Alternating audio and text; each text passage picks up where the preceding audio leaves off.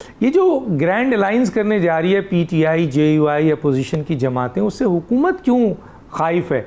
जब मौलाना फजल रहमान साहब की तहरीक इंसाफ से मुलाकात होती है, इस ग्रैंड अलाइंस के हवाले से वज़ीर आज़म मौलाना साहब के घर पहुंच जाते हैं।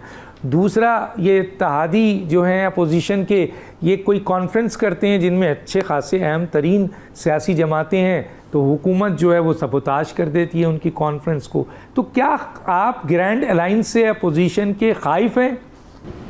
जी बिल्कुल, हम खाइफ नहीं हैं।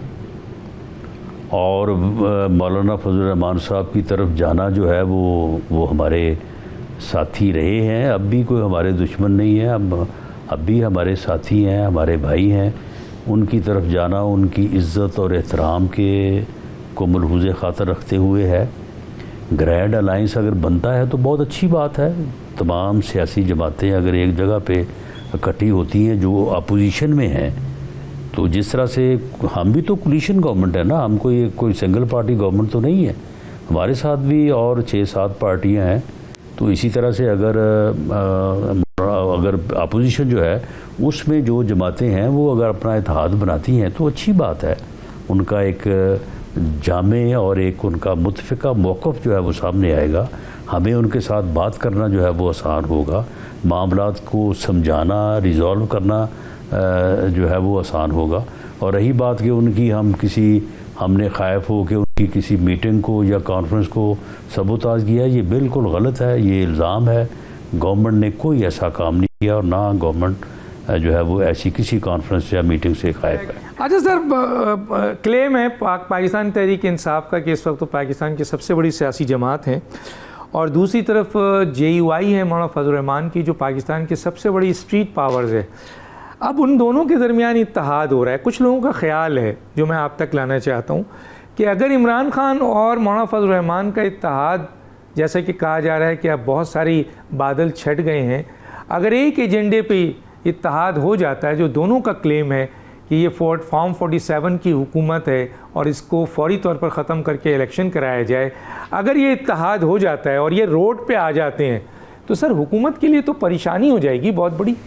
नहीं, कोई परेशानी नहीं होगी। एहतजाज कानून और आइन के दायरे में हो तो बिल्कुल होना चाहिए। अगर ये कोई अपना जो है वो कोई डिक्टेटरशिप तो नहीं है ना, जमहूरी हुकूमत है। आइन के तहत सभी को जो है वो अपना एहतजाज करने, अपना एहतजाज रिकॉर्ड कराने की जो है वो आज़ादी है। और जमहूरियत का ये हुस्न है कि प्रोटेस्ट करने की जो है वो आज़ादी है, लेकिन कानून और आइन के मुताबिक अगर अपोजिशन या अपोजिशन का इत्तेहाद जो है वो अगर एहतजाज करता है तो बिल्कुल उसे हमें वेलकम करना चाहिए। और रही बात कि ये कोई पहली दफ़ा होना है, 2013 के इलेक्शन के बाद आप मुझे बताएं कितना एहतजाज हुआ था। यहाँ पे कोई तकरीबन 126 दिन धरना लगा रहा था। उस वक्त कहा जा रहा था कि ये वो क्या जो डिस्ट्रिक्ट रिटर्निंग ऑफिस आरओज़ का इलेक्शन है।